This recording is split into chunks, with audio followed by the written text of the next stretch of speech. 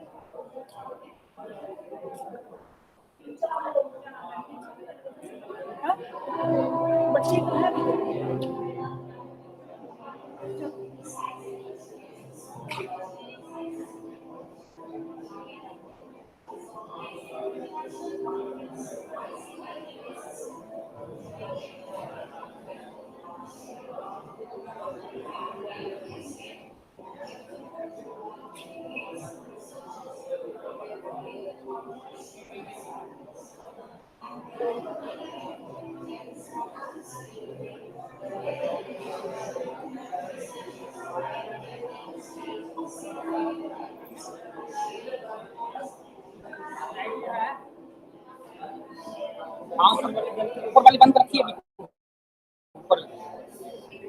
हाँ हाँ वो जली जली जली निकाली हैं? नहीं जली हुई लाइट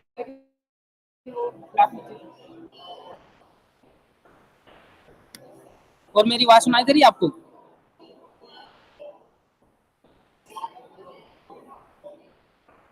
देखिए हैं?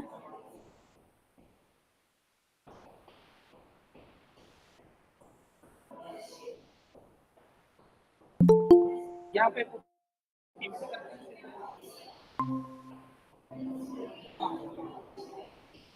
हाँ प्रॉब्लम सामने पड़ा है।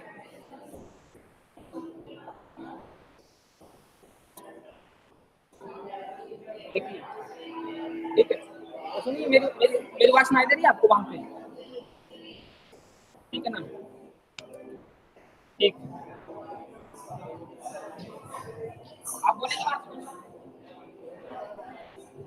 है।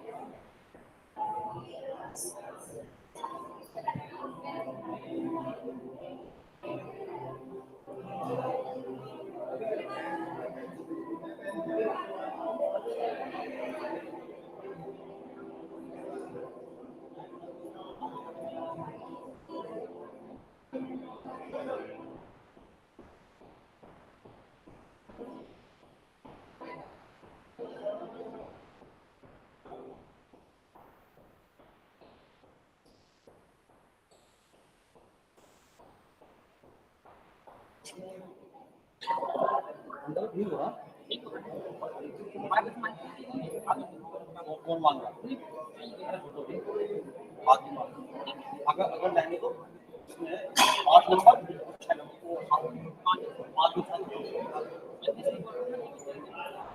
नहीं कौन निकाल के रखने नहीं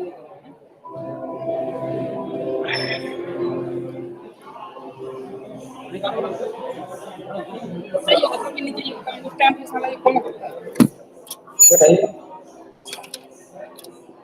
बात और साथ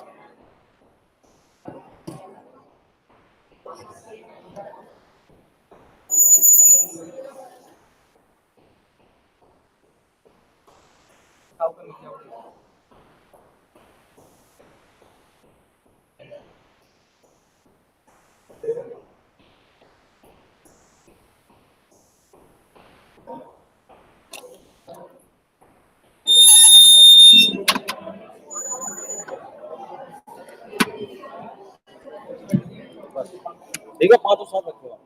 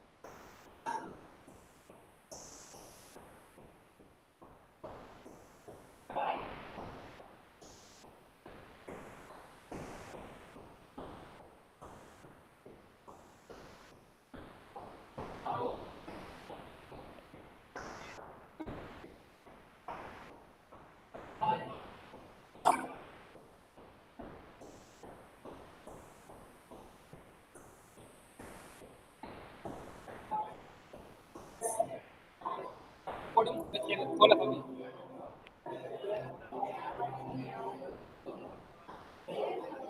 देखिए आप।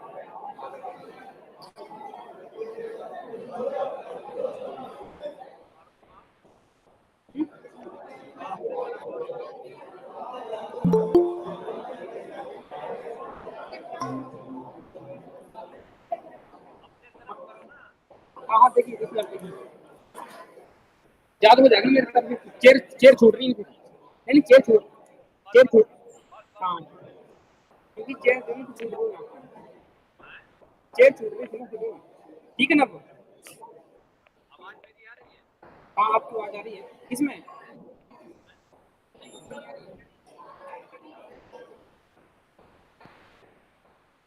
बोलिए बोलिए ना। बोलिए।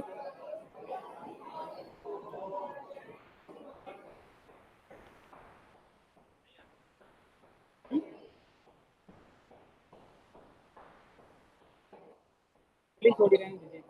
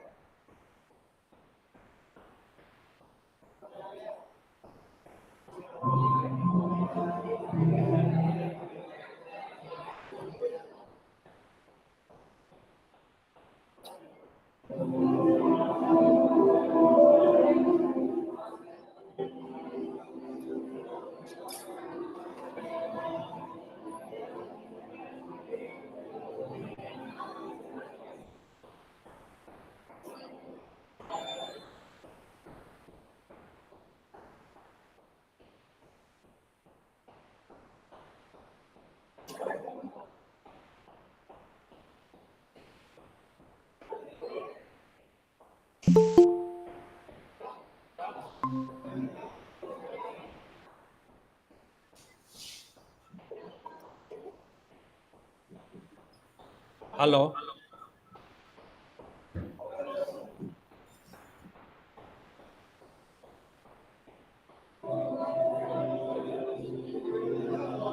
अनिल, आवाज आ रही है ना?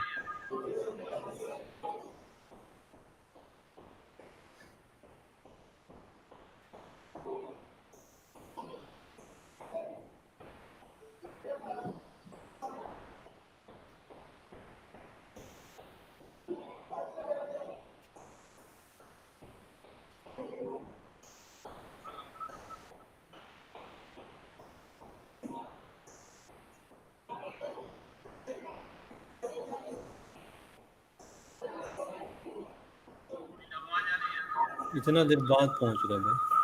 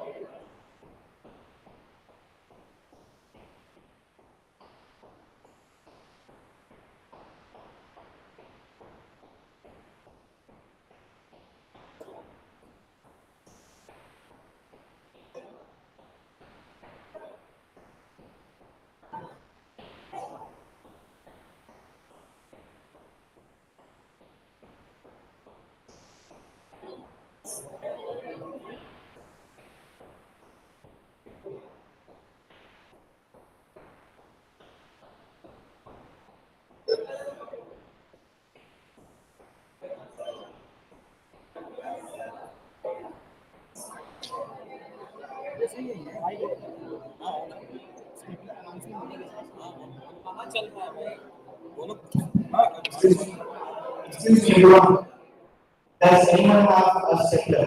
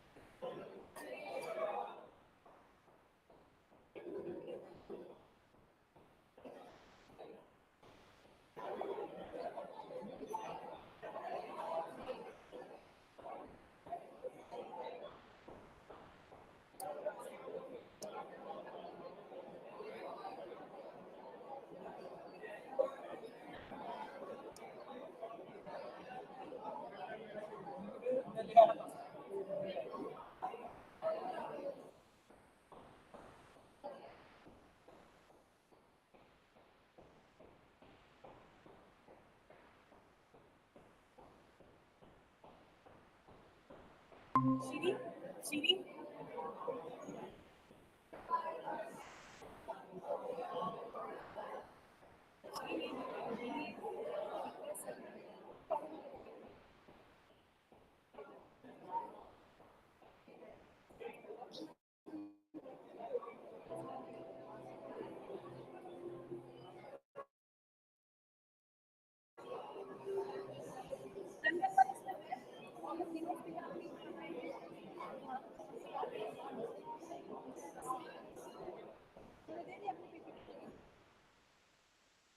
किसने दिया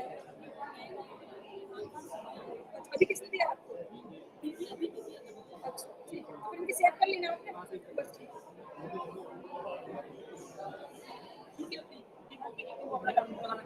नहीं अच्छा आपने कॉपी कर ली कॉपी करना बेटर है सेव कर ली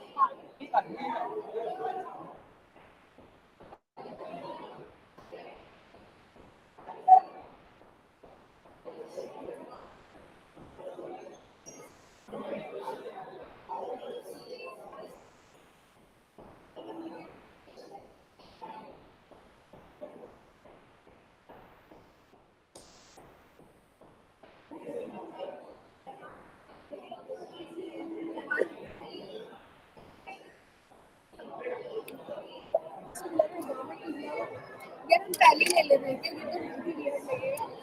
मुंह मत खोल लो बस। हाँ, जैसे हम बोल रहे हैं मैं हमारी मुंह खोल नहीं आप उधर देखो ऑडियंस को देखो मुझे तो हंसी आ रही है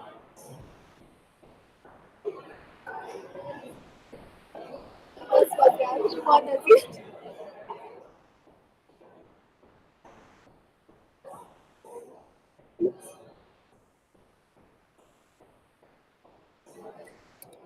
आईफोन से भी लेते हैं आईफोन से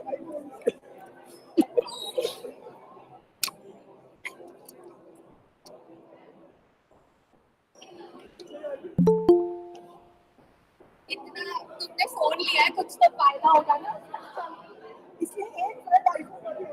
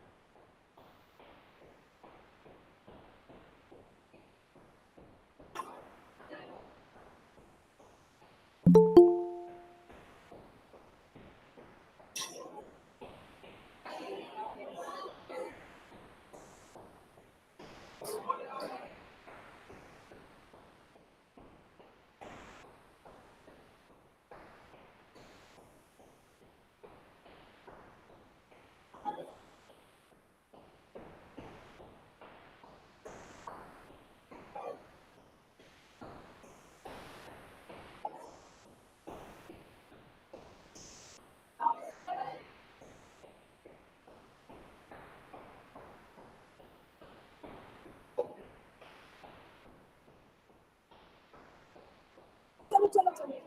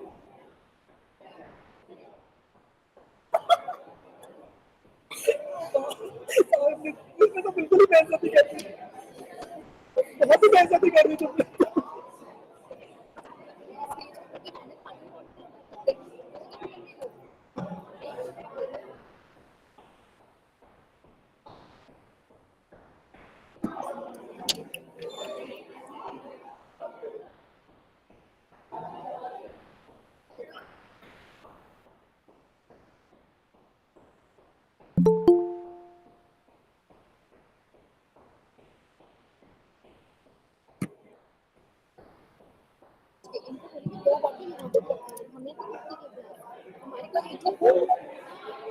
कभी कुछ है ही नहीं।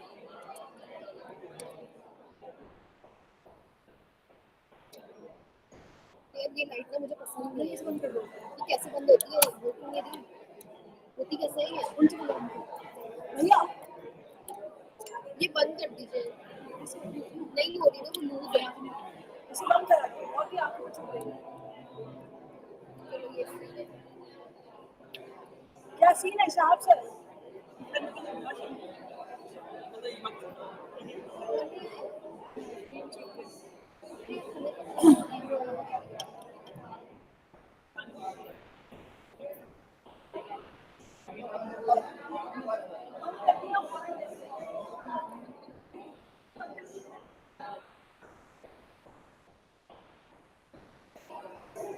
अभी टाइम है नीचे चले तब भव्य मस्ती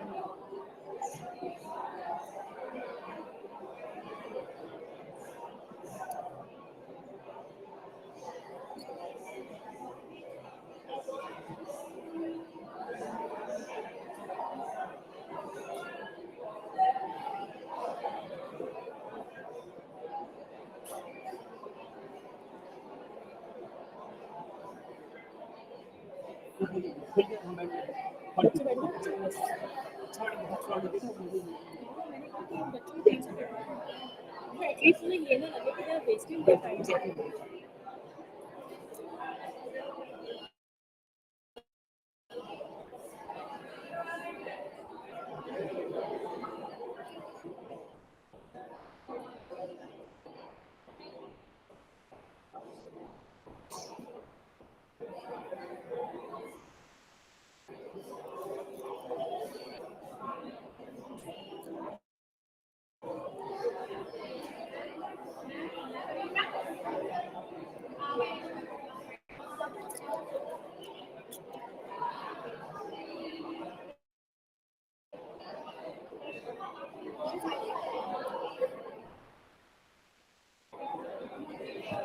The chief guest is about to arrive. Students, please keep your mobiles silent mode. Everybody.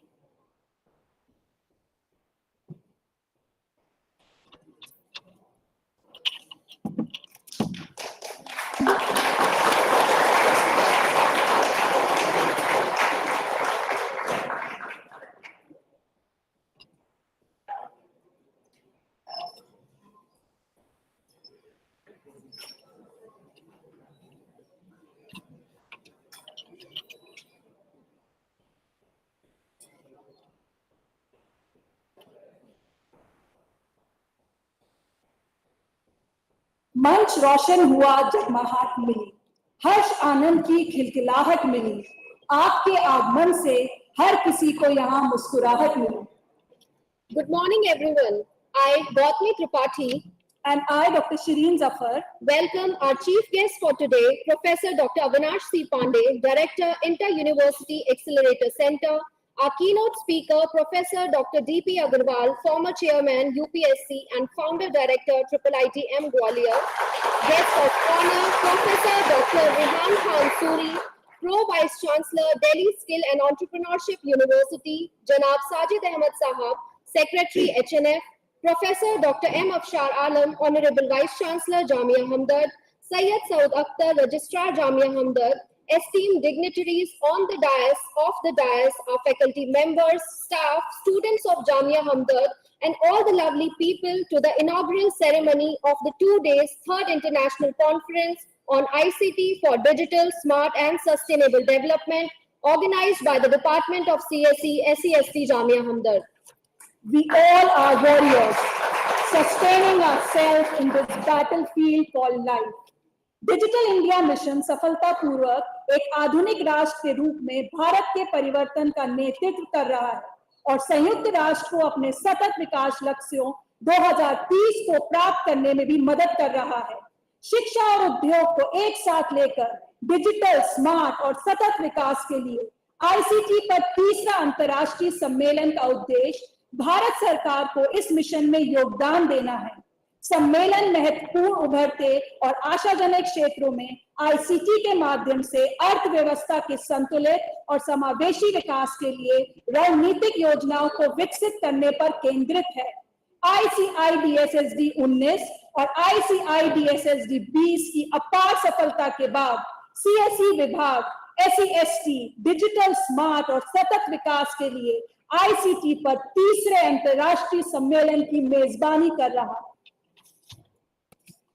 Late Janab Hakim Abdul Hamid Sahab, a renowned physician and the founder chancellor of Jamia Hamdard, utilized the concept of sustainability with a noble vision to bring happiness and growth for the society through the development of education, services and healthcare, and his legacy is still continued through the current visionaries of Jamia Hamdard. Since its inception in the year 1997, the Department of Computer Science and Engineering has gradually acquired prominence in the university endeavors and has attracted bright talents from India and across the globe. Supported by FIS DSC, the department offers various graduate, postgraduate courses, and the department also facilitates high-quality research by employing a fine blend of traditional and modern techniques.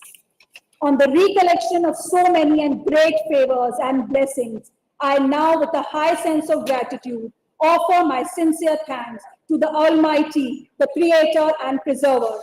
So as a tradition of Jamia Hamdard, I now call upon Mr. Nafisur Rahman, Assistant Professor, Department of CSE, for the recitation of the verses of Holy Quran.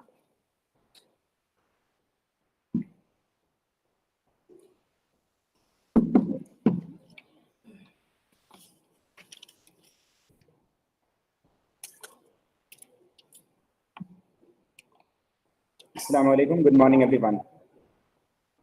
أعوذ بالله من الشيطان الرجيم. بسم الله الرحمن الرحيم. يا أيها الذين آمنوا كونوا قوامين بالقسط شهداء لله ولو على أنفسكم أو الوالدين والأقربين إن يكن غنيا أو فقيرا فالله أولى بهما فلا تتبعوا الهوى أن تعدلوا وإن تلووا أو تعرضوا فإن الله كان بما تعملون خبيرا. I seek refuge in Allah from Shaitan, the outcast. In the name of Allah, the Beneficent, the Merciful. O you who believe, stand firm for justice as witnesses for Allah, even if it is against yourself, your parents, or close relatives. Be they rich or poor, Allah is best to ensure their interests. So do not let your desires cause you to deviate from justice. And if you distort or decline to do justice, Allah is certainly all aware of what you do. The verse that I just recited is one of the three quotes that you will find at the entrance of Harvard University's Faculty of Law. Peace and justice is one of the 17 Sustainable Development Goals. And we all know that peace is not possible without justice. The Quran presents the most complete notion of justice. All of us must have observed the fact that justice is not always served satisfactorily in this world. For example, a heinous criminal responsible for the murder of hundreds of people may enjoy all the luxuries and comfort, but a pious, kind-hearted, and helpful person may end up behind the bars or on the gallows. What is the maximum quantum of punishment that you can give a criminal responsible for the killing of 100 important lives? Death penalty? One life in lieu of 100? Is that complete justice? No, not at all. Is there a way to give them a continuous and recurring punishment? This necessitates the existence of a world where justice can be served to the fullest. The Quran describes that world and says, كُلَّمَا نَضِجَتْ جُلُودُهُمْ بَدَّلْنَاهُمْ جُلُودًا غَيْرَهَا لِيَذُوقُوا الْعَذَابَ. Whenever their skin is burnt completely, we will replace it so they will constantly taste the punishment.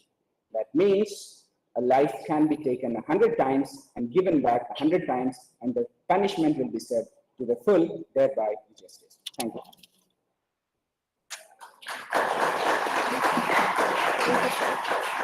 Moving forward, leadership is the capacity to translate vision into reality. Dr. Fareen Siddiqui, Conference Chair and Head Department of Computer Science and Engineering, has a professional experience spanning over more than 20 years of teaching, research, and project supervision. I request ma'am for her welcome address.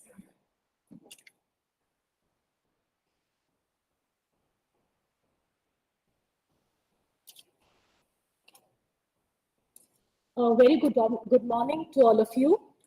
Respected Chief Guest Professor Avinash C. Pandey, Director, Inter-University Accelerator Center, Keynote Speaker Dr. G.P. Agarwal, former Chairman UPSC and Founder Director Triple ITM Gwalior, Guest of Honor Professor Rehan Khan Suri, Pro Vice Chancellor Delhi Skill and Entrepreneurship University, Janab Sajid Ahmed Sahab, Secretary HNF, Professor Dr. M. Afshar Alam, Honorable Vice Chancellor Jamia Hamdard, Sayyid Saud Akhtar Sahab, Registrar Jamia Hamdard, all dignitaries, faculty member, staff, and my dear students. I welcome you all to 3rd International Conference on ICT for Digital, Smart, and Sustainable Development, organized by Department of Computer Science and Engineering, School of Engineering Sciences and Technology, Jamia Hamdard. In the series, the Department of CSE hosted ICID SST 19 and ICID SST 20, which were highly successful conferences. Department of CSE was established in year 1997 under leadership of Honorable Vice Chancellor Professor M. Afshar Alam. Currently, the department offers UG and PG programs in computer science and engineering, computer application, artificial intelligence, electronics and communication engineering, data science and cyber forensic, information security, and PG program in computer science, PhD program in computer science and engineering. Currently, department nurtures approximately 1,900 students with highly talented and motivated faculty members. This event is a very good platform to welcome all my dear students after 2 years of online classes because of COVID pandemic. I welcome dear students. Research program from several government agencies like UGC, DST, AICT are to the credits of faculty members. The department also have entrepreneurship cell, which motivates the student to think about innovations in their daily life. To sensitize students about societal issues related to women, we have an active departmental women's cell which conducts activities about issues related to women and girls. The Institution Innovation Cell, approved by MHRD Innovation Cell, Government of India, has been bestowed upon to the institution. The department has been recognized by Department of Science and Technology with grant approved with FIST scheme. Not only department boosts an exemplary academic record, but also has an MOU with Reaching Sky NGO, which target social causes and implements several programs that falls under Unnat Bharat Government of India scheme. Department is associated with membership of several international bodies like IEEE and national ones like CSI, ISTE and IETE, having student chapter registered under them. I am proud to announce that this year, IEEE student branch has won IEEE India Council Award 2021 for Best Outstanding Student Branch. The school is very active in engaging academic and industrial collaboration through workshops, seminars, conferences, partnership, industrial visits, and projects, especially distinguished lectures to expose the students towards corporate environment.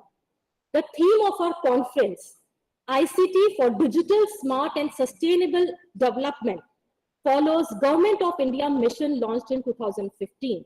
Its objective is to promote sustainable and inclusive development that provide core infrastructure and give a decent quality life to its citizen, a clean and sustainable environment, and application of smart solution in line with the rule of sustainability, that is to align with natural forces and not to defy them. ICID SSD 22 received huge response from researchers across the globe, out of which quality research work will be presented by authors in upcoming 2 days. The speakers for ICID SSD 2022 are joining in hybrid mode from Romania, Netherlands, Iran, Iraq, US, and Ukraine. They will deliver keynote address related to the conference theme. Apart from that, student, academician, and researcher will present their papers on sustainable computing, energy, consumption governance, sustainability, and security, human built system for sustainable development, IoT, and cyber physical systems. Hope all of you have a wonderful learning experience in upcoming 2 days. Thank you.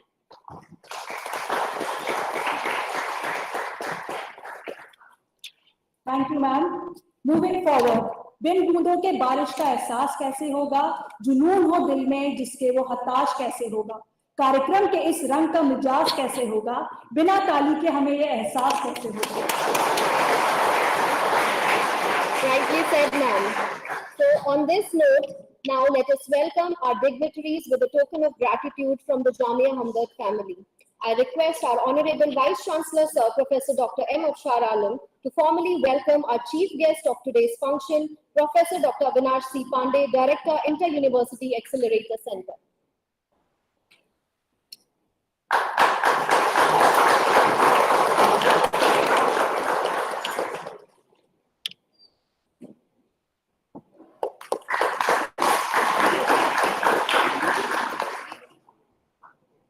I request our Honorable Vice Chancellor to formally welcome our keynote speaker, Professor Dr. D.P. Agarwal, former Chairman, UPSC and Founder Director, IIITM Gwalior.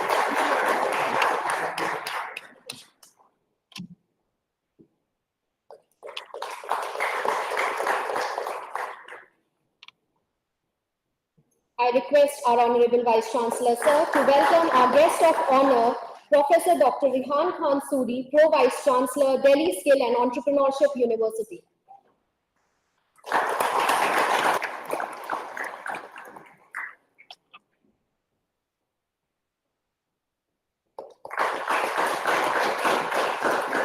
I request our Honorable Vice Chancellor, sir, to welcome Janab Sajid Ahmed Sahab, Secretary, HNF.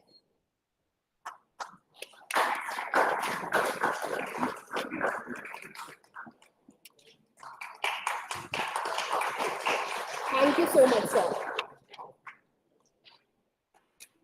I now request Dr. Fareen Siddiqui, Conference Chair and Head Department of CSC, to welcome our Honorable Vice Chancellor, Sir, Professor Dr. M. Afshar Alam.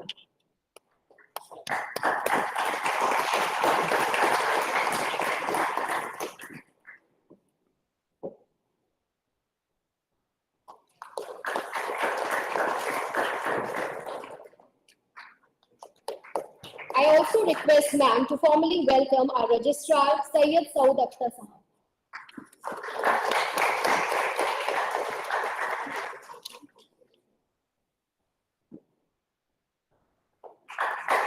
I request ma'am to also welcome our keynote speaker, Dr. Omid Mahdi from Tehran, Iran.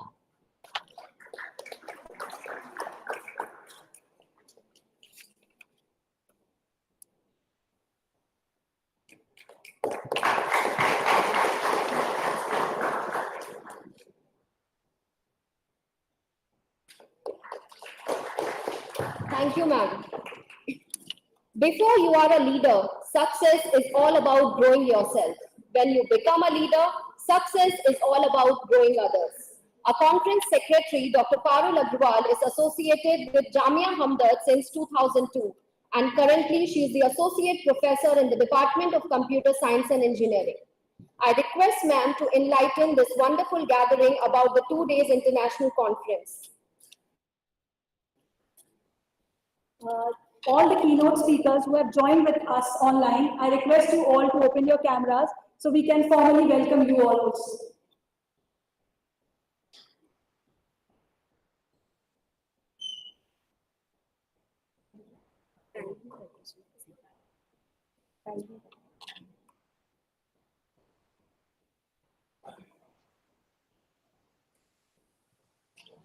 All the distinguished dignitaries on the dais and this wonderful August gathering.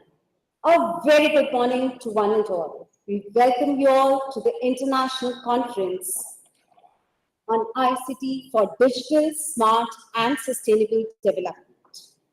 ICID SST is the third conference of the series and was conceptualized by Honorable Vice Chancellor Professor M. Abshar Alam, particularly because this theme was extremely close to his heart and it remains so.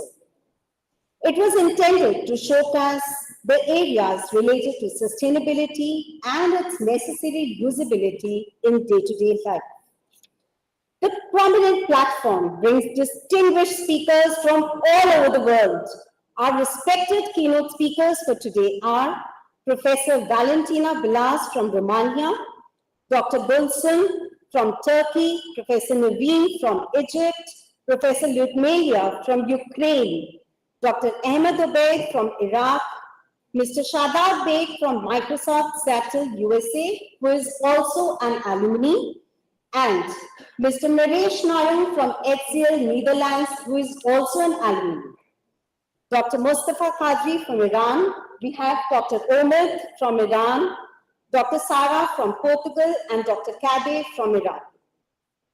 The speakers in the program are uniquely placed to discuss and highlight the key trends through panel sessions, and the deliberations shall drive you all into several prominent areas like sustainable transportation, connected healthcare, remote health monitoring, e-waste management, protecting environment using big data analytics and artificial intelligence, smart agriculture using machine learning algorithms, and much more.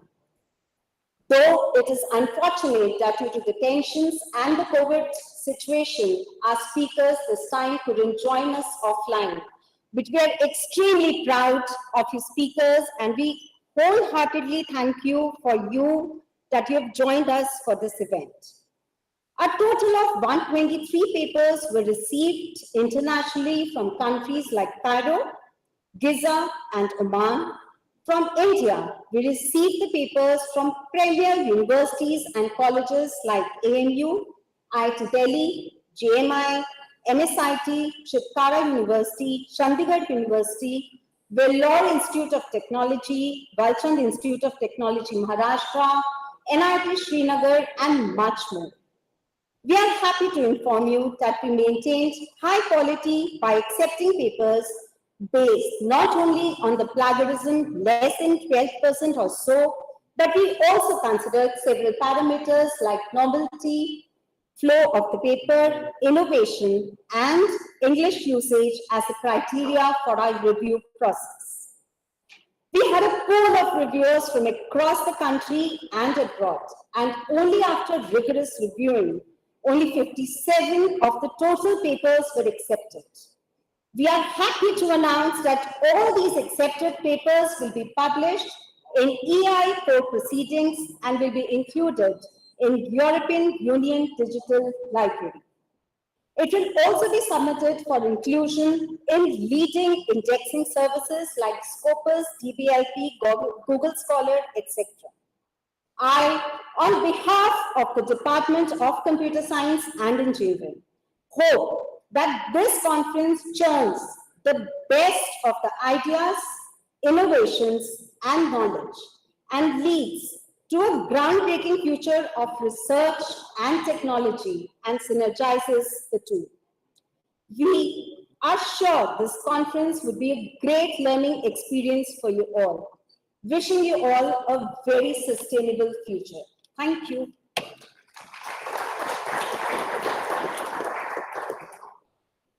Thank you, ma'am. Listening to ma'am, I am reminded of अपनी एक जमीन अपना एक आकाश पैदा कर, तू अपने लिए एक नया इतिहास पैदा कर. मानने से कब मिली है खुशी मेरे दोस्त, तू अपने हर कदम पर एक नया विश्वास पैदा कर.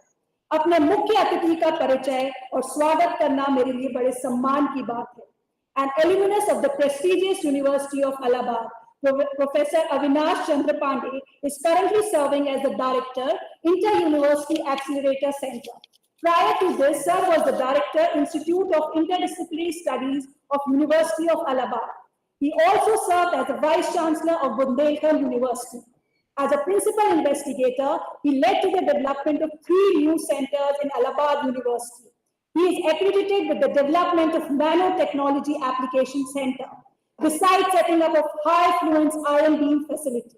He has earlier been professor and founder head, Department of Atmospheric and Ocean Sciences, and coordinator of Cape Energy Center of Atmospheric and Ocean Studies, M.N. Saha Center of Space Studies at University of Allahabad. He is also an adjunct professor at Michigan Tech, USA, and been an associate of ICT Trieste, Italy. I welcome you, sir, to address this wonderful gathering.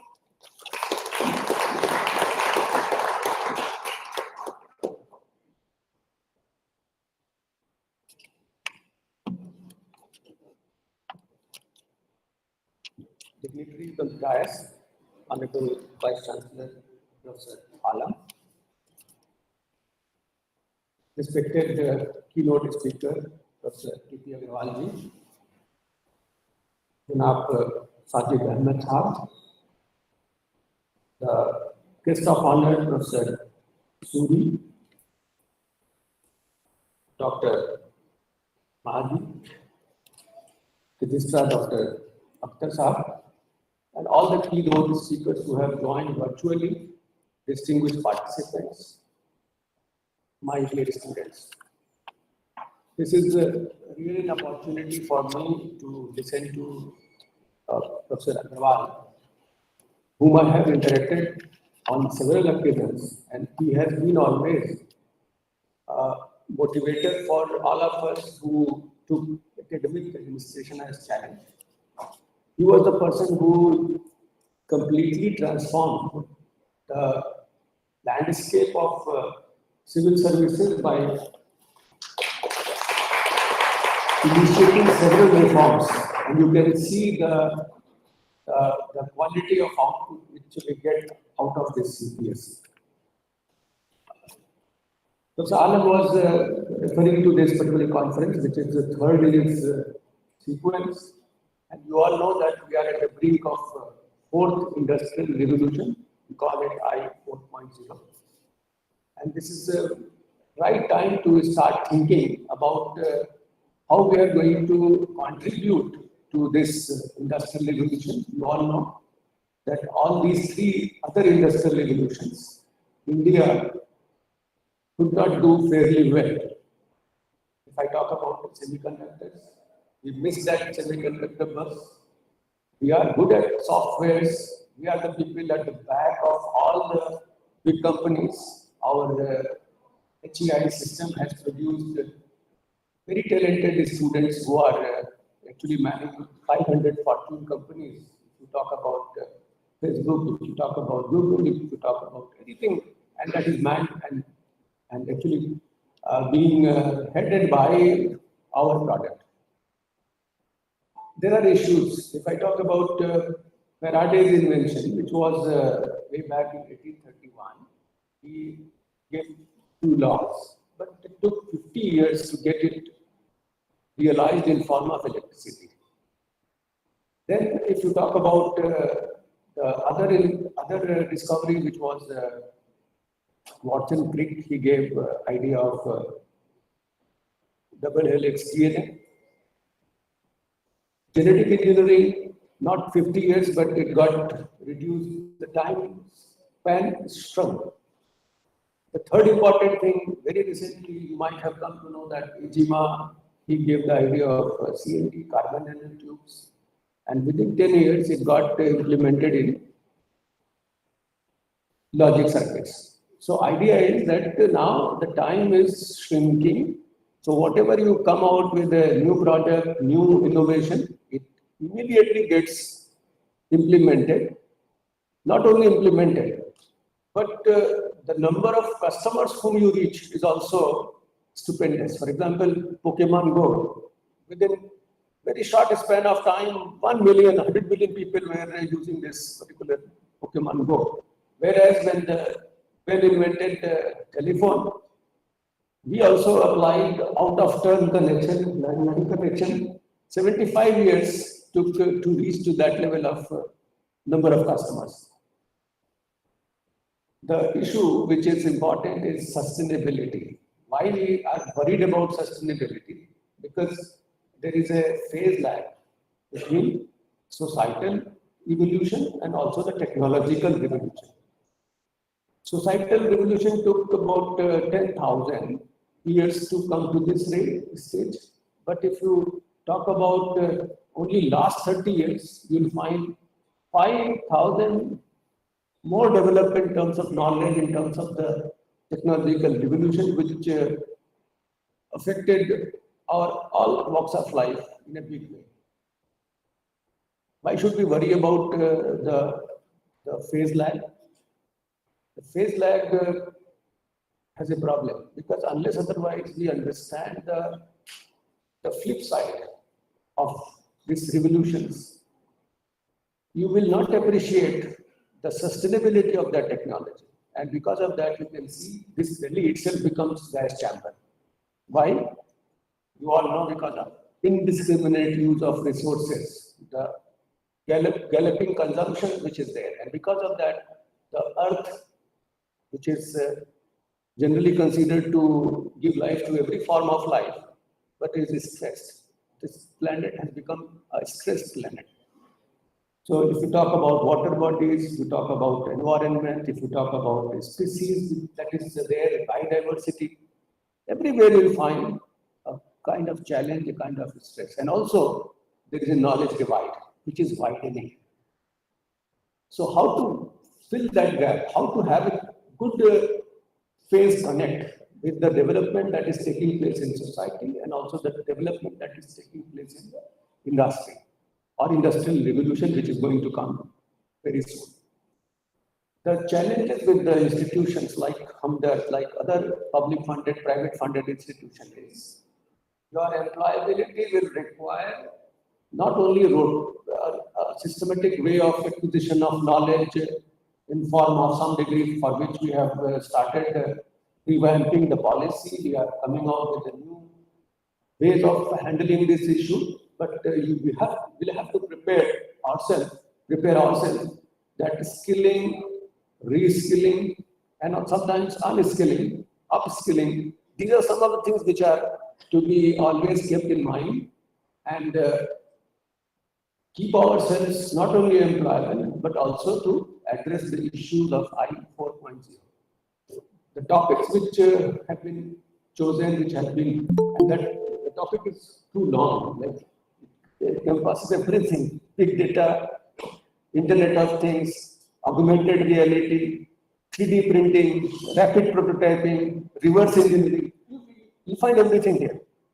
So why it is to be mentioned everything here, that because it has got all important, has assumed importance in your lives, in the lives of the people who are going to get benefited. So from that perspective, I will not take much of time and I will not stand between you and Professor Agarwal because he is the expert, he will enlighten us more.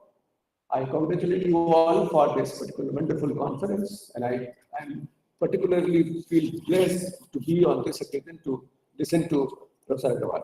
Thank you very much.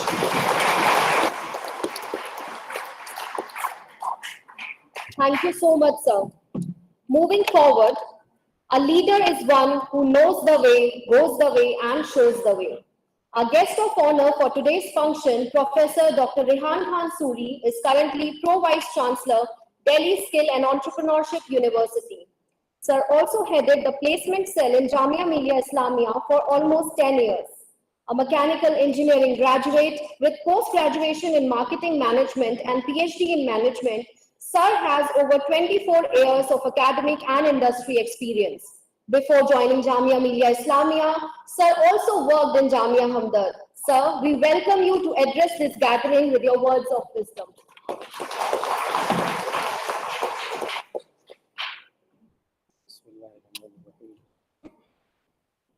Professor D.P. Agarwal, the keynote speaker of the day. Professor Avinash Pandey, Chief Guest. Professor Afshar Alam, the Vice Chancellor of Jamia Hamdard. Mr. Sajid Ahmed Sahab, Secretary General. Dr. Omid Mehdi, Saud Akhtar Sahab, Registrar. Ayol Parveen Sahiba, Head, Department of Computer Science. Teachers, my old colleagues, students, ladies and gentlemen, very good morning to all of you. I'm so happy and excited today. Coming back after 16 years, I left Jamia Hamdard in 2006, September. And I'm feeling the same thrill, the same excitement when I joined Jamia Hamdard. And I organized the first program on entrepreneurship development in the month of January 2003, the same hall. And today I'm again feeling the same excitement and the kind of, I must say, it's a real privilege I'm feeling that. Thank you very much, Afshar Sahab, for giving me this opportunity to come and interact with the August gathering today. D.P. Agarwal ji, yes, of course, he is the inspiration of many people here because you are the young, you don't know about him much, but he is the stalwart. I have heard many times we have invited him at Jamia also, and we have really grown after just listening to him about him, of course, at the time when he was chairman of the EPSC. Thank you very much. Again, I must say to the organizers for giving me this opportunity to listen to him again. Thank you very much. One thing I would like to say, of course, as I'm just representing Delhi Skill and Entrepreneurship University, so I'll just, I would like to just connect this conference topic to the skill and entrepreneurship. As you know, as Professor Pandey also mentioned about the broad term of this title of this conference, which is covering almost everything.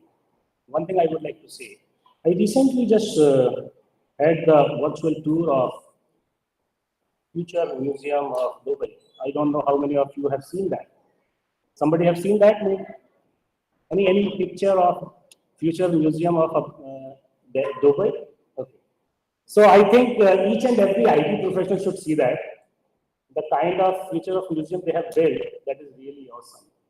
And the kind of, you should also see, one thing is the technology, another thing is the implementation. How beautifully you can implement something, they have done that. And that is one of the excellent piece of the work in terms of technology and the implementation. And they have just showcased 2070, what would happen. So you have to focus on that. Are you really prepared for that future? Because the time, by then you will pass out and come into the action in the industry will be changed. As you recently just mentioned, if you just look at the World Economic Forum report 2022, then you will find The skill instability is so high. Every year, something else is coming. The moment you will be out in the industry, something else would be there. So you have to keep on updating every day. That is the real challenge for you. And the person who is your counterpart in the country or across the globe, he or she may be just learning at fast pace. So you have to just meet that pace. So learning fast is the challenge. Of course, I'll not speak on the topic because this is a sustainability and that is also not my area. But one thing you have to learn, whenever, whether it's a kind of job, technology, or entrepreneurship, we should always focus on sustainability.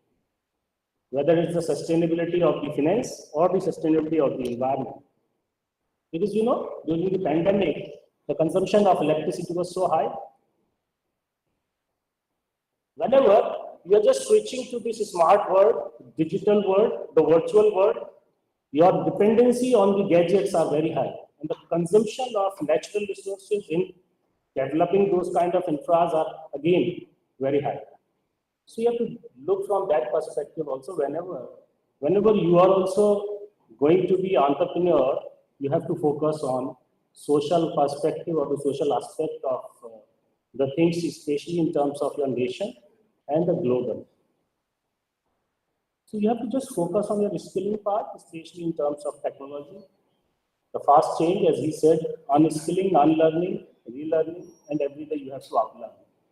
Upskilling is the biggest challenge, so you have to learn every day. So I wish you all the very best. I congratulate organizers for organizing such a wonderful this conference. Thank you very much.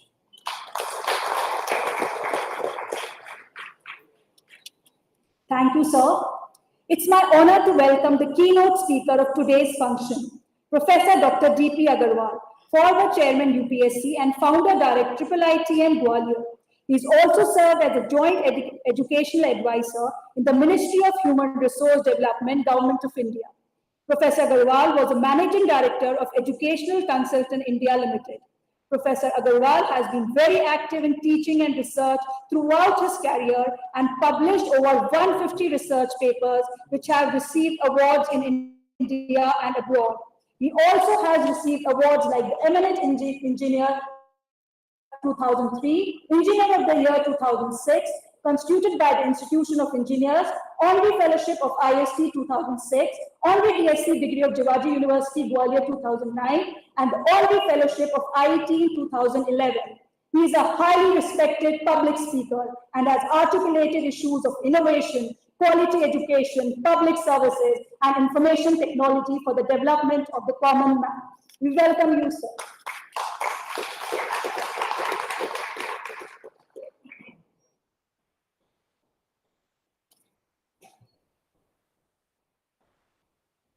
Honorable Vice Chancellor of the University, distinguished academics, Professor Pandey,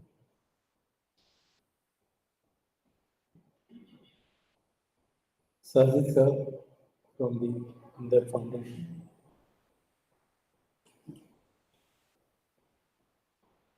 Rehan Bhai, Registrar sir, distinguished Head of the Computer Science and Engineering Department, eminent faculty, bright young students. Indeed, it's a great pleasure to be here today. I'm honored that I've been asked to speak on subject which is so current. You use 3 words. You are looking ICT. You are trying to wed ICT with digitization, which I thought was an automatic corollary.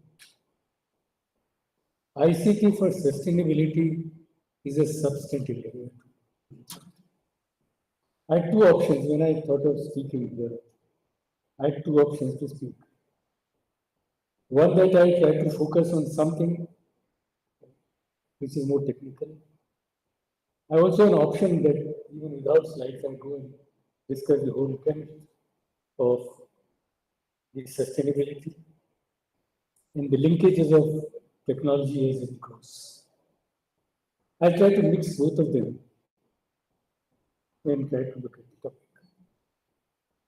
I don't find anything greater than what the father of the nation has said on sustainability. Mahatma Gandhi in earlier days said, there's everything for everybody's needs, but the greeds have no end. And therefore, sustainability is written when you satisfy your needs. It could be need of food, it could be shelter, it could be education, it could be health, it could be even economic activity. And still you remember, we are going back and forth. Coming back to, you remember the present government saying, developing certain villages, the whole idea of a Gram Swaraj in built of sustainability. Unfortunately, it has all gone in the ground, but there is what you to talk about. But the question here is that I want to save the earth. Earth is Mother Earth because it gives birth to everyone, whether it's the highest kind of human being or any. If it has to sustain, it must be a multidisciplinary activity. And on this earth itself, survival is a problem.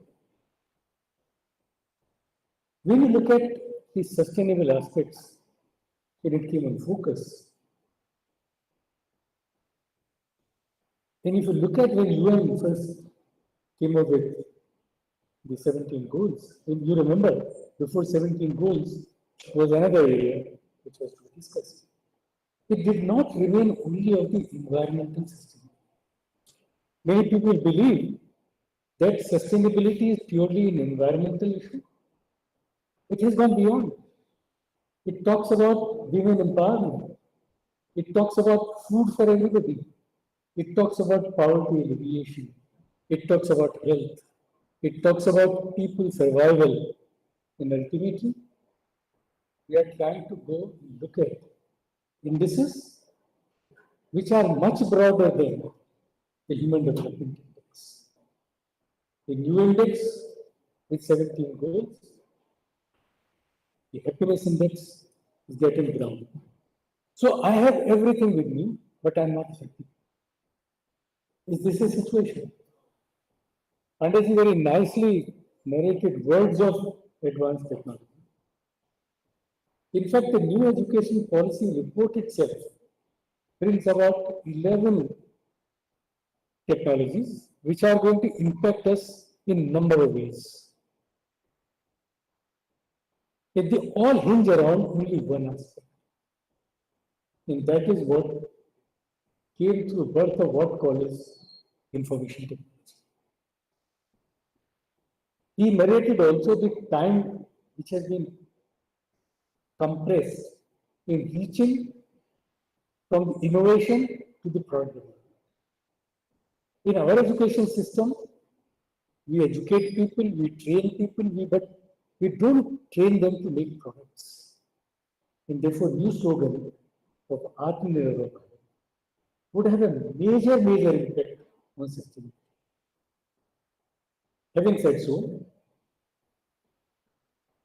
let me try to understand the two technologies which are going to be massively impacting millions of people. One is the mother technology called information technology, which today penetrates in this country almost 90%. Whether it is the connectivity of high quality, which may be 60%, but today everybody is connected with it. But then there's an option that IT is so pervading, and within IT realm, in your conference related to ICT, the newest of them is called Internet of Things. And I think you had full session on it. And when it look at connectivity with governance and people life, it gives the top priority. And therefore today's talk, I try to focus on whether IoT is key technology for sustainability. And my belief is that there's nothing left in this world where IoT will not touch. It's not such a difficult technology to understand. There are a lot of good people and speakers who will be here, and there are very many people, and they would speak technology. I'll try to bring you some of the nuances of it, to understand and to think beyond this. With these few words, let me start my presentation. Yeah. Now, I started saying that IT, which was pervading, IoT would be a pervasive technology. And what differentiates between IoT and IT is not very much. The only thing that IoT connects everything.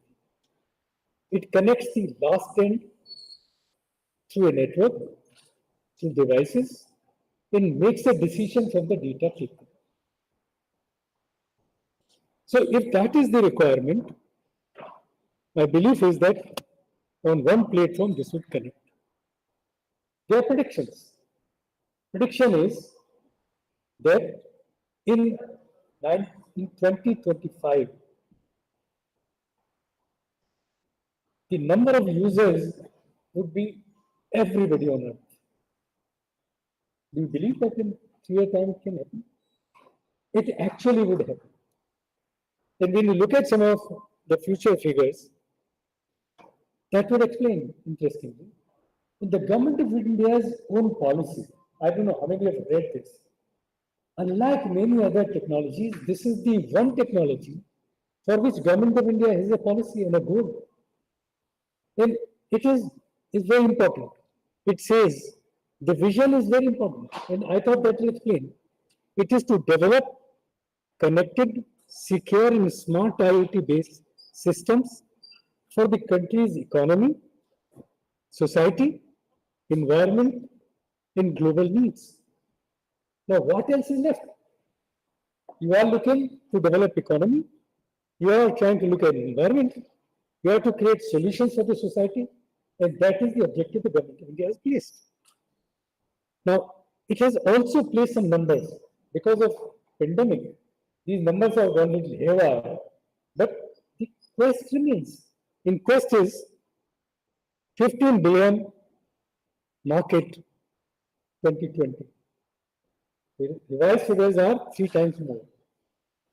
2025, 45 billion is to be economy run through IoT.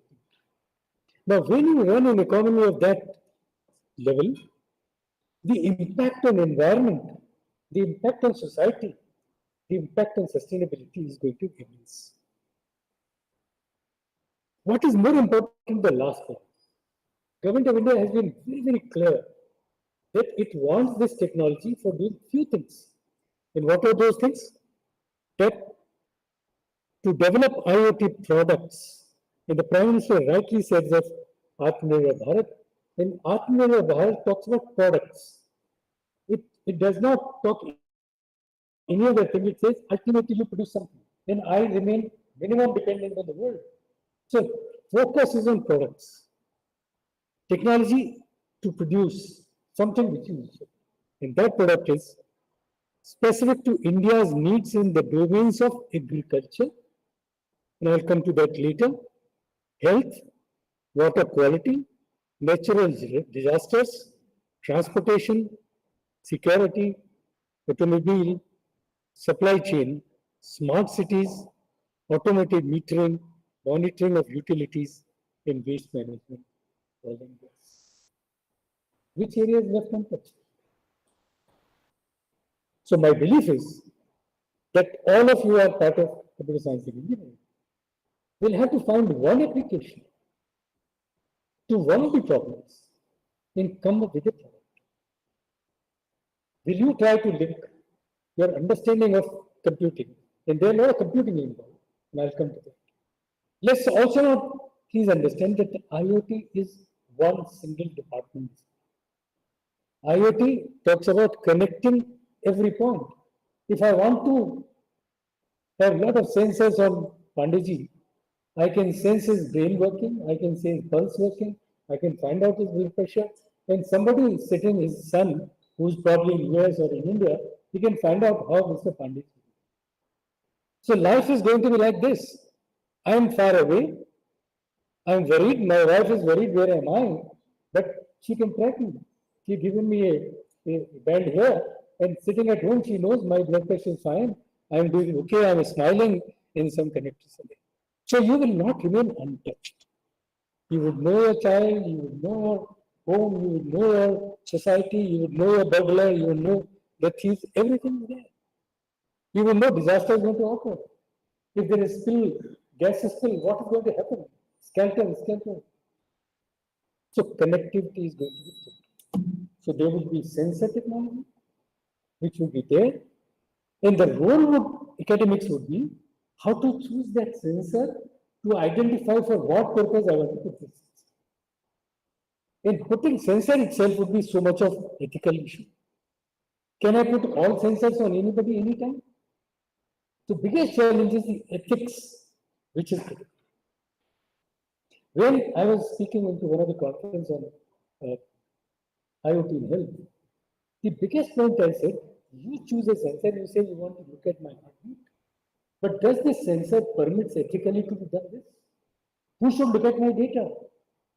And this is one of the challenges today in technology. You take AI, you take machine learning, everybody wants your data.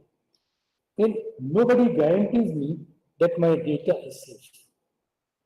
So please, in care of ICT and when related to sustainability, it will be a lot of personal data, it will be a lot of machine data, it has to be protected, and in technology, what we call is the security.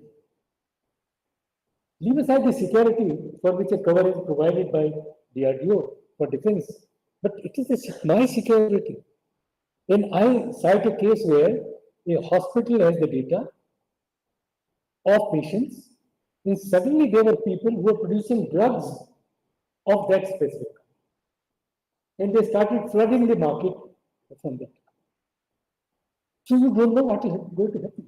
So while there is a tremendous opportunity with the IoT will come, but sustainable IoT requires tremendous care of your data.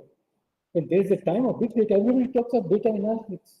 And I was talking to Rayanda, and I said, one of the skill which currently yesterday was telephone operator, it became data entry operator. Tomorrow it becomes what's called data analysis.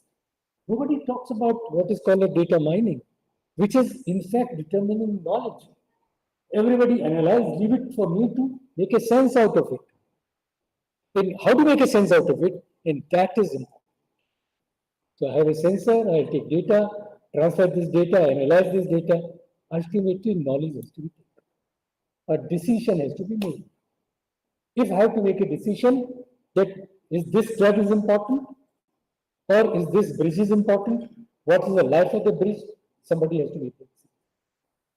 So, all pervasive, Government of India is very clear where they are focus. Agriculture is the top priority. Then why it is there, it will be clear very soon. This is how it has grown.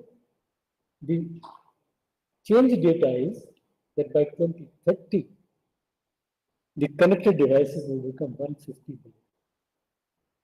And what is the population of the world? What is the population of the world? 7, somebody said? Count therefore, for each of you, there would be 5 sensors, 5 devices connecting with you. So you will not remain a human being. You are a human being with a lot of connection around you. If you want to use technology. Is it a good picture? That's a different issue. I had also a chance to speak on that issue. Is the technology the panacea for world? It is not. In fact, we are in trouble because we developed a nuclear energy and it was used for a wrong purpose. And we created Hiroshima. Nothing bigger disaster can occur in this world. Even if the scientists like Pandiji make a mistake, only Chernobyl occurred. But Hiroshima will not occur. In fact, we remember in Ukraine and Russia war, there has been even an issue. Will there be a nuclear holocaust? So technology has to be understood.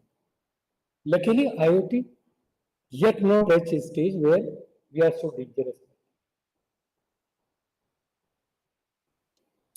Now, this technology is supported by me. As I already said, no devices connected fully information technique connected Wi-Fi. So you require, and sir mentioned, I think Rehan Bhai mentioned, that the infrastructure required for very high quality Wi-Fi is not as less costly as we believe. The cost sometimes appear to be very cheap, but there are analyses available that infrastructure which will cost in future, a new education policy in the new chairman UGC has been saying that education should be by online. When you do online education, you require the kind of investments which are much more than that. To create AR and VR, to conduct experiment, to conduct a live experiment is the enormous amount of cost. So it's not easy. Sensor technology, I think most of us are aware. People have done instrumentation engineering. Sensors have been always been there. Technology, luckily, cost is going down. Devices becoming miniature. And luckily, we have Panditji here who works in them. Nobody talks millimeter. People talk nanoscales. If I have to put a sensor on my body, it has to be nanoscale. It has to be so thin, not felt. So technology movement. So this technology needs so much of technology around you. And then smartphone, because everything would run through app. Sometimes I tend to believe, will app become app someday? आपको उर्दू में एक शब्द होता है ना app, ये बड़ा app ही है.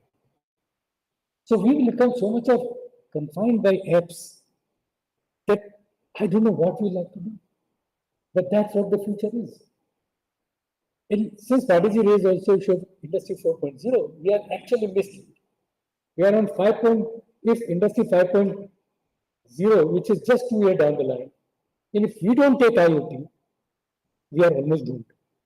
Because the difference between 4.0 and 5.0 would only be the decision making in industry running from your home.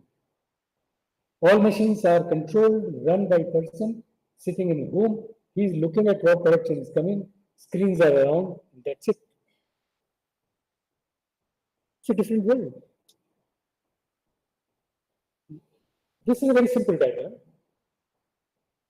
Multidisciplinary written all over. One part is deals with sensing, taking data. People are electronics know it so very well. You require electronics communication, whether it is internet or whether it is Wi-Fi, whether it's smartphone. So we go to the middle. The middle line tells you, I have now data. This data to be understood is to be analyzed. This is the second component. And the component which is missing there is the decision making, which is the Industry 5.0. The moment it tries to go into Industry 5.0, this data analytics center will not be doing simple data analytics, which I'm talking, but will do what is called as knowledge finding out of the data, which was the called KDD process. And without KDD, no data analytics is possible. So my friends who are in computer science, please don't try to do on the surface. I am visualizing. Today, the jobs which are available to my young students are 3.5 lakh to 4 lakhs per year. They all write programming and software. The same will happen to data analytics. Unless they are of the quality where you can demand them. So that's my caution here. Application, now you can see. Anything left on the earth which is not application? Nothing on earth is possible without it. And the first time I saw the best experiment was that I traveled to Jadavpur University about 6-7 years ago. Professors in electronics and medical science put together working. And they were, at that time, nobody was even talking about IoT. Well, they were trying to understand something here which will give me indication whether we will get cancer or not. Predictability of utilization of IoT for future diseases. is going to be nice. The behavior, the psychology, the, the mental stress in the body, they have to. Then the question had come, if everything would be machine, what the people will do? Now they are not talking about the jobs which you are talking about. Look at the job profile. They are not what you call simple data analytics. Are we covering these analytics in your computer science program? I heard you are doing a wonderful job, but the future skills are very different. The moment MIL and AI start interfering, it will be very different skill jobs. But please also understand, ultimately, will a product be made? And to make a product, I require production process, I require quality standards, I require material, I require analysis, and I also require marketing. The answer is there. I have to sell my product. And then I have to also safeguard that hackers may not run away with everything. Country securities are this. So companies today are worried. And there's a lot of studies available that many companies are not willing to go to IoT because they believe that their own strengths, which are sometimes secrecy, can come. So look at a world where on one hand we said we must be more transparent world for happiness, but commerce tells me that I must be as secretive as possible so that I exploit my resources maximum. So these are the kind of challenges which I believe. Government of India has identified the people in IoT who are in these skills. Their job would start about 10 years. So people who are focused to writing program must change to write program for IoT. Develop algorithm, develop routines, write machine learning programs, linked with AI. That's the future for most of the computer science students if they want to get a better job.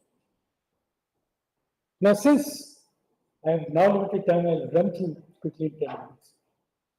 Focus is sustainability. Can IoT do everything? I try to map for you. It is possible that out of 17 goals, and all of you must have seen this diagram. I'm sure you must have seen the goal diagram, which I'm going to give you. This is the diagram everybody seen. We are signatory. In Paris, we had agreed.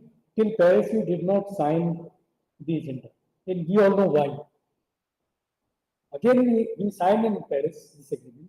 Glasgow, we actually gone back. Our stand is that we have still not developed. So the conditions which are put for sustainability on all 17 goals, meeting them is going to be difficult. And we are asking time for 70 more years.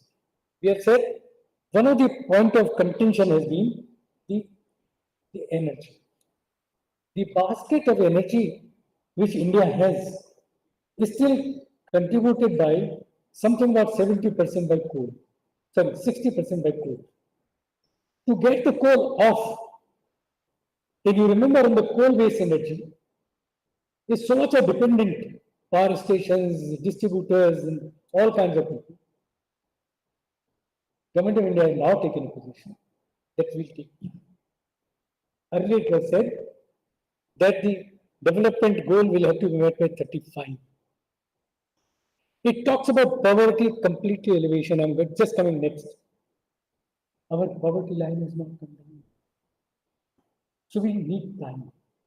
Now, in sustainability, you can't utilize technology which would impact the environment, which it consumes resources. And therefore, what do we do? So for the planner, the question is, which projects they start and why? I try to map for you 9 goals, which will be met through IoT. Zero hunger is goal number 2. How will it be met? How can hunger be met? Only through agriculture. Now, nothing left in agriculture which cannot be done through IoT. Drone technology being used, drip irrigation is being used through IoT, seed cultivation is being done, soil Quality is being judged. You can measure quality before you sow. Sensors are allowed. Water management is being done. The health of animals is being looked at carefully. So there's nothing left which agriculture can do. I've given some examples here. They are not end. The point I'm simply making that one of the goals is zero hunger. For hunger, I have to produce food which of quality, not the junk. And therefore, agriculture must support. And to make agriculture productivity very high, we are the least productive agriculture in this country.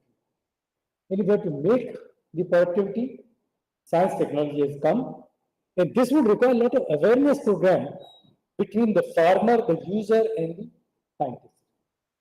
Luckily for us, we have many agriculture universities, and their extension works has been able to communicate to farmers and cultivators the future technology. I thought tomorrow, as an extension activity for universities, is to convince them, please utilize the information IoT for doing lot of agriculture. Next is good health and well-being. Won't touch at all. Today, each hospital uses it. Goal number 3 is met. If you go and today find out number of research paper on health in IoT, I can assure you each component technology, starting from routines and logics and other, till the system design, you will at least find 1,000 papers. That's the level. From hospital management, waste management, doctor attendance, remote control, remote operations, everything. It is there. The next goal, which is done, clean water sanitation, part of smart project. In fact, one very interesting outcome of a smart city project is that many states where drinking clean water is not easily available, it can be dispensed from a dispensing machine. And then you can find out how many users are there and count whether it's wasted in IoT devices. Quality of water is measured every 1 hour. So you know what kind of water you are drinking. You also know the sanitation, the amount of water going through the run in the kind of filth and other things. The next is affordable and clean energy. I already said it is a goal. In Glasgow, we have gone back. We are trying to do it. You remember in the first time, the Prime Minister said we'll have 20 gigawatt of solar power. And we are still quite far behind it. And wind energy. These are very small components, sir. The major is going to be solar, and they still take time. So, to make energy affordable and to make it clean, then what will be clean? Clean would only be simply the one which is not coal dependent. Water dependent, we have abundance. But water dependent energy also has a problem. And that problem lies because we have to make a lot of dams, and sometimes they are susceptible for attacks. And it can cause havoc. It happens in Koina, if you remember, many of you. Decent work in economic growth. That is the number one, economic number one. That would mean I now want to give jobs to people and have to train them to utilize the technology in the future. Industry innovation infrastructure, I think all of you are more knowledgeable than me, but today it's possible to develop solutions every moment, which is possible. Sustainable city projects already on. Initially 100 cities, today 480 cities is being done.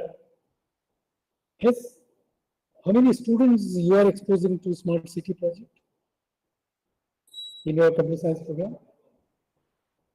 Please expose all your students for smart city. I can assure you for all students, there's something to be done. When I heard Rayanji that they have allowed innovative ideas to come through. Today is not the time. I advise in one of the universities how to create innovation within the learning environment as a curriculum activity. I've done once. Future would be that each student become innovative. And this technology would help in that. Climate action, everybody knows, nothing to be done. And as I was also involved into C and other areas, there's a lot of emphasis on aquatic life. Because it is believed the resources of sea would sustain our future life. Energy will come from there, food will come from there, aquatic life would make it environment better. So our dependence on sea in future is going to be enormous. And therefore, Government of India in 10 to 15 years has opened a lot of centers related to aquatic life resources.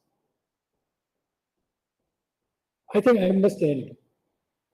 There are some more slides which I can leave here, which I try to tell you what is the impact. This slide quickly, let me just run through. This slide talks about which technology is going to impact how much. Because we talked about these technologies, And the last slide would be that so far, out of 17 goals, most of technology support has only come for 5 goals. So much to be done. Thank you very much, friends. Indeed, it was my pleasure. I've taken a little longer. Subject is interesting. You all can do wonders. Thank you very much. I appreciate it.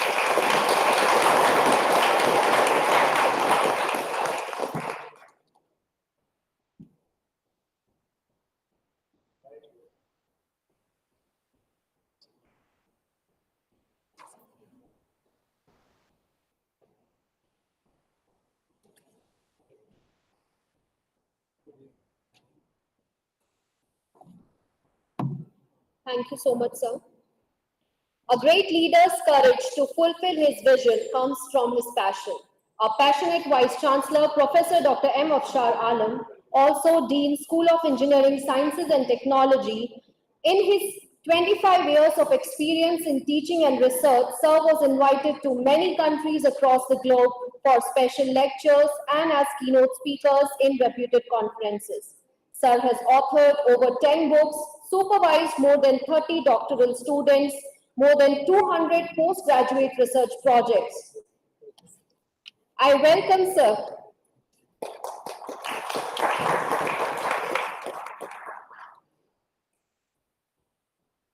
Very good morning. Good afternoon. The chief guest of the function, Professor Avinash C. Pandey. Our keynote speaker, Professor Dr. D.P. Agarwal sir.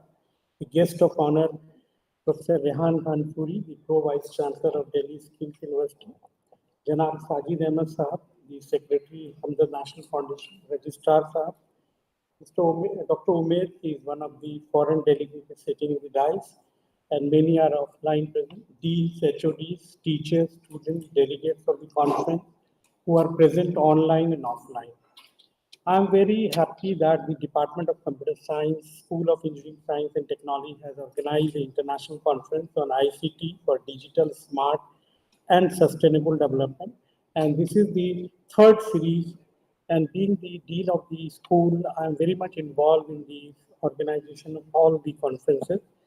On behalf of ICID SS22 and behalf of Jamia Hamdard, I would like to extend my heartfelt gratitude to Professor Avinash C. Pandey, the Director, Inter-University Accelerator Center, Professor D.P. Agarwal Sahab, the former Chairman of UPSC and the Founding Director of IIIT Gwalior, Professor Rehan Khanpuri, the Pro-Vice Chancellor of Delhi Skills Entrepreneurship University, Professor Janab Sajid Ahmed Saab, the Secretary of Hamdard National Foundation,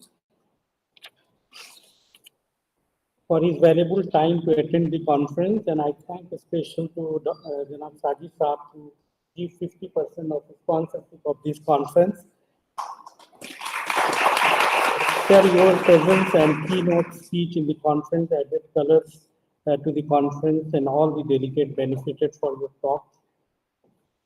Especially thanks to Professor D.P. Agarwal sir, who gave us in a very short time, because we are very happy to learn more time to listen to Professor Agarwal, because when I was in a leap training, Sir has spent more than 4 hours per lecture, and that was really wonderful. And whatever he advised, I'm just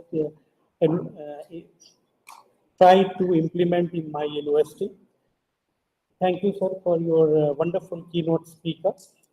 The Digital India mission is successfully leading the transformation of India as a modern nation and significantly helping the United Nations achieve SDG 2030. By bringing the academia and industry together, this conference aims at contributing towards this mission of the Government of India to promote the information communication technology for the success of Digital India program and have more smart and sustainable cities across the country. The conference focused on the developing strategic plan of balancing and inclusive growth of the economy through ICT in critical, emerging and promising area. The department has earlier successfully conducted in 1920, and this one is the third conference of this series. And I hope we will continue this series in near future also. Today, I wish to talk about the change we can for tomorrow. How can we transform our society so that we can operate in harmony with the nature? There are three types of crises at the moment. First is climate change, second is nature and diversity loss, and third is pollution and waste, which already sir has mentioned. The core driver of these crises is unsustainable consumption and production. Making Peace with Nature report in UNEP laid out earlier this year, we need urgent transformation in three areas to address this crisis.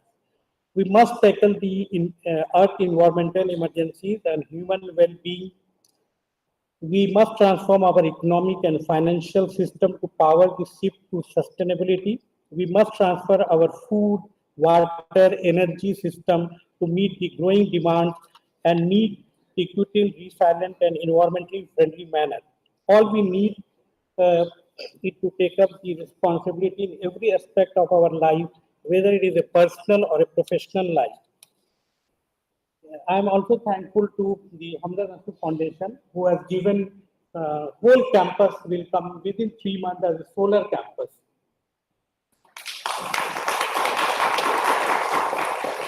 Two of the most exciting inventions of mankind that amaze the world are artificial intelligence and blockchain technology. It opened countless opportunities in private and public sector. Both have enhanced the working of business model and have to improve their efficiency. The artificial intelligence is specially designed to carry out a particular assignment that have been performed by humans. When humans perform this task, they are bound to commit mistake by many times, which hamper efficiency and consume a lot of time. But artificial intelligence is programmed in such a way that reduce the chance of mistakes. And the blockchain technology is a digital system of recording transaction, that is, the transaction get distributed over the computer network.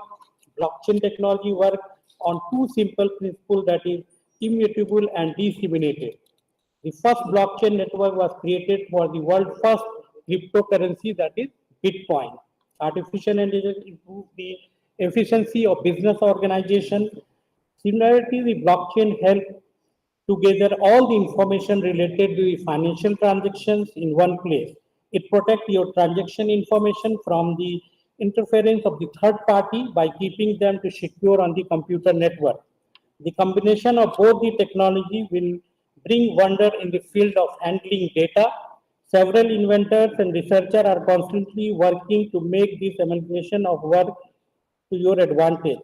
We all desperate need to new idea and innovation that provides solution to our planetary woes. Every year, the UNEP Young Champions of the Earth Award identify the young entrepreneurship who come up with the groundbreaking idea, and they have been provided with seed funding. ICIDSS 22 also nurtured research by welcoming papers to all around the globe, selected some of the best of the work to be presented in these 2 days. The 2030 Agenda for Sustainable Development is designed to address a very fragility and shortcoming that pandemic has exposed. At its heart, it is a simple promise to end poverty and leave no one behind. Strengthening the critical infrastructure like education, health system, and internet connectivity and its mean placing women at the center of decision making. 2030 agenda also demand a shift and just transition to include the low carbon, resilient economies. The green transition can deliver more and better job and cleaner environments. The decision taken over the next few months and years will have numerous impact where we all be by 2030. For the sustainable development goal to stand a chance, we must address the immediate, medium, and long-term financing challenge that developing countries face. I do hope that delegate will deliberation upon the issue of threadbare and present their research paper and discussions in this conference. We will look beyond the current crisis and set up our sights high. We strike out of the world of dignity and opportunity for all and a healthy planet. Together, we let us make this decade of action and decade of ambition and decade of transformation, decade of hope and peace. Thank you and Jai Hind.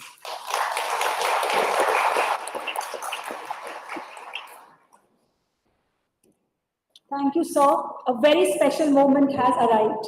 It's for Team ICID SSD 2022. कोई भी लक्ष्य बड़ा नहीं, जीता वह जो डरा नहीं. It's been months of hard work that led to the making of the proceedings of the third international conference on ICT for digital, smart, and sustainable development. So I welcome all the dignitaries on the dais to release the souvenir and the proceedings of the third international conference on ICT for digital, smart, and sustainable development. I call upon conference chair, conference co-chair, secretaries, and joint secretaries to come and release the proceedings.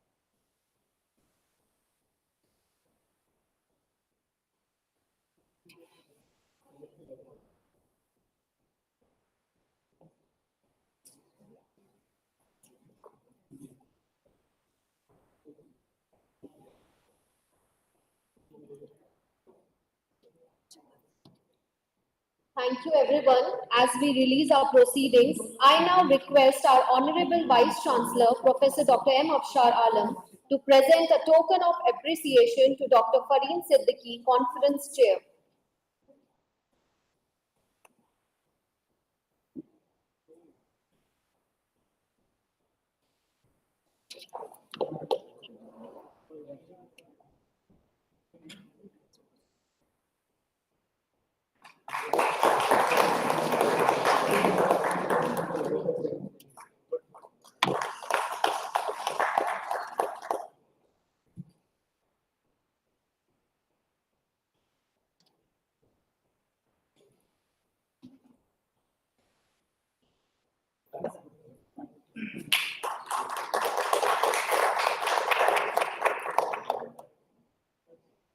I also request Sir to present a token of appreciation to Dr. Javed Ahmed, Conference Co-Chair.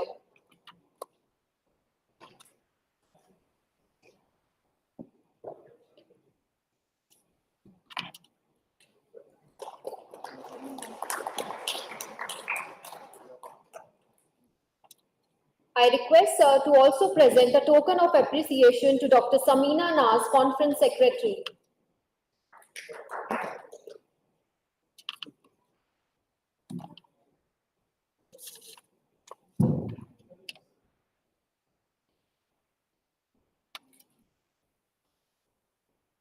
Dr. Samina Naz, Conference Secretary.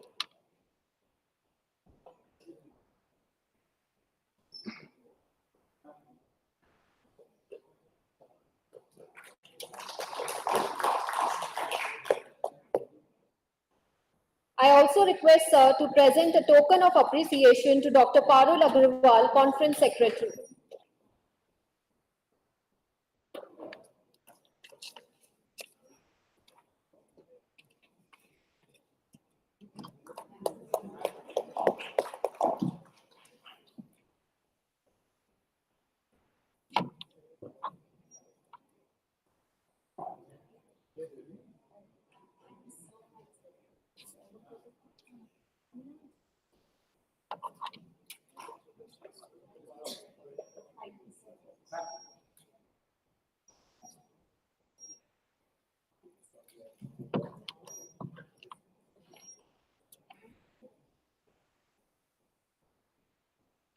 Thank you so much, sir. एक छोटा विश्वास काफी है बड़ी जीत के लिए.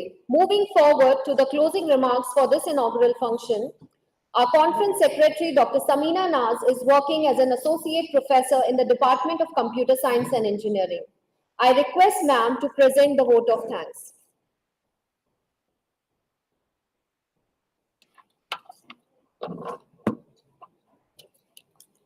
Esteemed Chief Guest, Professor Avinash Pandey, sir.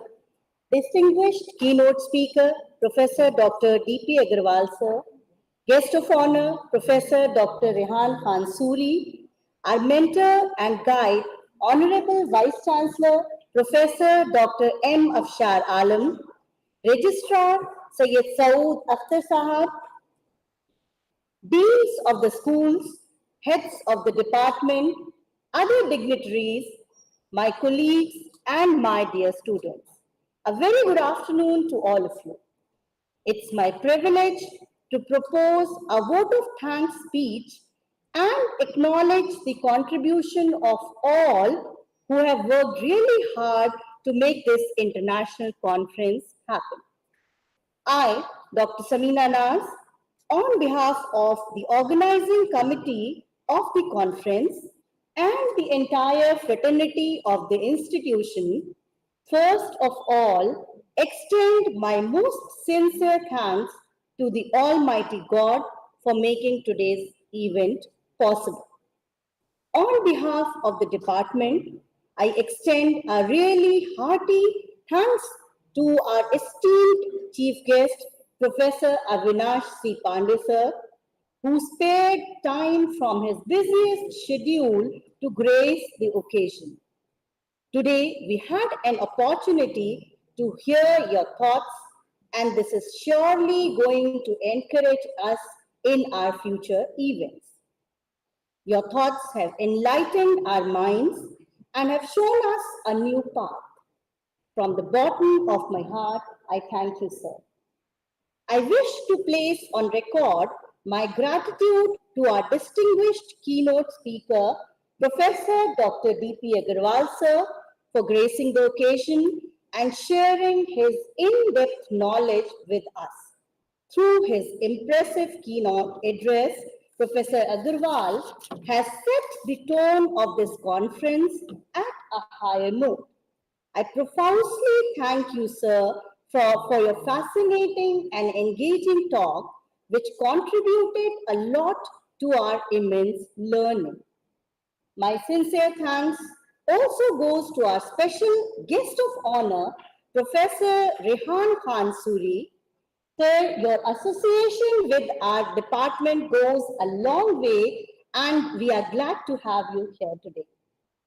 I also thank our special guest, Sajid Sahab, Secretary HNF, for being with us today, and Saud Akhtar sir for being a part of this conference.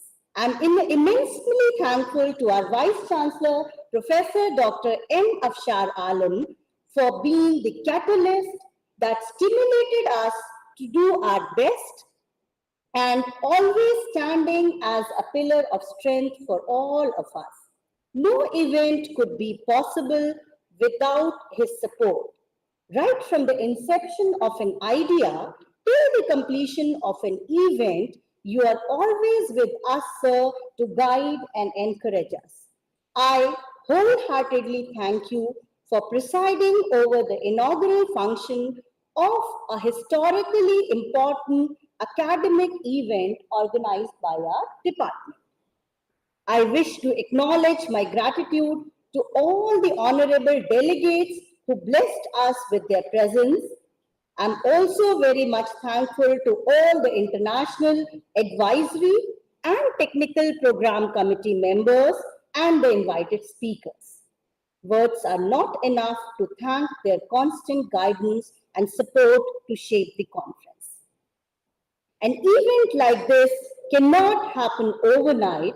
We have hard work of so many people and contribution from people who are a part of the department, as well as our students who have been supporting us since the beginning till this time, and we know that they'll be working very hard for the next, like today as well as tomorrow, so to make this a grand success. I thank Dr. Javed Ahmed, co-chair of the conference, for his enormous cooperation in organizing this event. Special thanks goes to the organizing secretaries, Dr. Muhammad Abdul Ahad and Dr. Ehtiram Raza Khan, and the joint secretaries, Dr. Shireen Zafar, Dr. Richa Gupta, Dr. Shahab Saqib Suhail, Dr. Samar Wazir, and Mr. Umar Ahmed. I'm also thankful to all the other colleagues as well as the people from the Computer Center who have been a part of this particular event.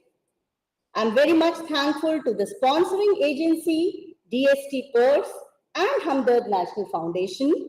It would have not been possible to organize this event without their support. I would also like to thank all the staff members of the VIP Guest House, Convention Center, and Scholar House for providing the food and stay for all our guests. Special thanks goes to my counterpart, Dr. Parul Agarwal, with whom I worked hand in hand to organize this team conference. As we bring all of us together, we cannot even imagine the knowledge and ideas that will be generated and the relationships that will be formed.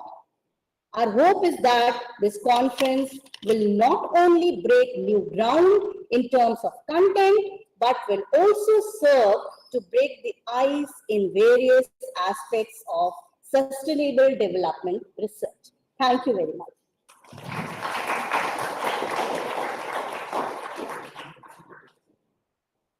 Thank you, ma'am. Rightly said, gratitude is not only the greatest of virtues, but the parent of all others. The sense of ending is also beautiful. And as I always say, kabhi alvida na kehna, we all stand for the national anthem, after which we will join for the high tea.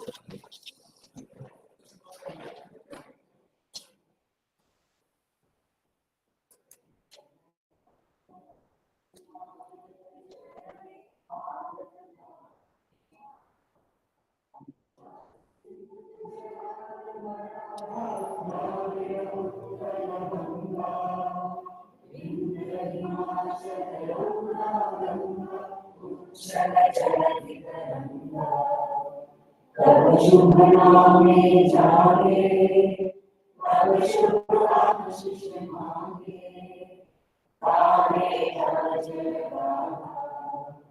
Jana Gana मंगलदायक, जय हे भारत भाग्य विधाता, जय